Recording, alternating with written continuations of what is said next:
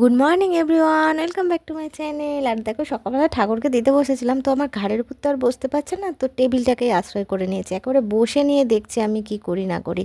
আর আবার পুপুন পড়তে বসেছে, তো ওর পাশে গিয়েও হাজির। ও পড়ছে না, ফাঁকি দিচ্ছে, একেবারে মাস্টার মশাইয়ের মতন পাশে বসে আছে একদম।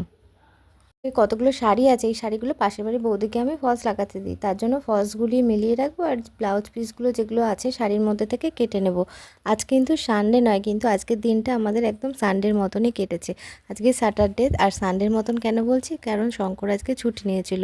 আসলে বাড়ির একটু কাজ হবে, তার জন্য ও ছুটি নিয়েছে। আর এই যে দেখো, বাপ বেটি মিলে কাজে লেগেও পড়েছে।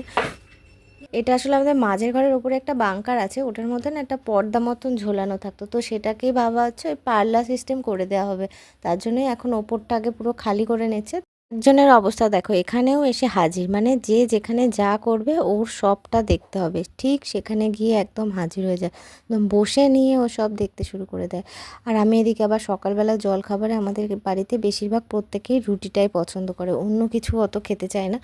আর এই যে আপাতত সব নামিয়ে মাঝের ঘরের মেঝেতে রাখা হয়েছে, এদিকে ওদিকেও আরও কিছু জিনিস রাখা হয়েছে। রাখার পরে এখন তো এই অবস্থা, ঘরের ওপরটা পুরো ফাঁকা করা হয়ে গেছে।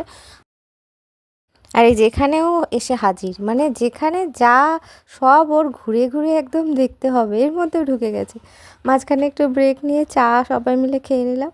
আর তো আজকে না সকাল সকাল রান্নাটাও সেরে নিয়েছি, জানি ওদিকে কাজ টাজ হবে, তো ওর জন্য সকাল সকাল রান্না সারা হয়ে গেছে। আর একটু হাতে সময়ও ছিল, তো পুপুন বললো চলো একদিন লুডো খেলে নিই, তো ও এখন ওর সাথে বসে একটু লুডো খেলছি।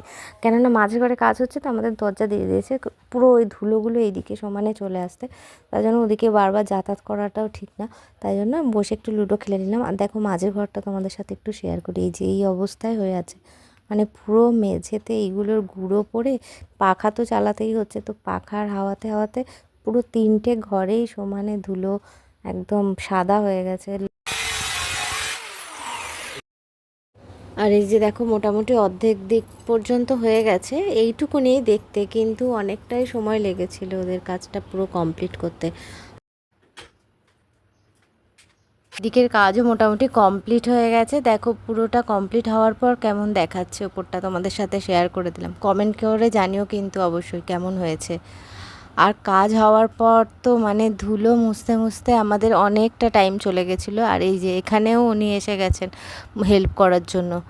তো আজকের ভিডিওটা আমি এখানেই রাখছি, তোমাদের সাথে দেখা হবে পরের একটি নতুন ভিডিওতে। ততক্ষণের জন্য টাটা, বাই বাই।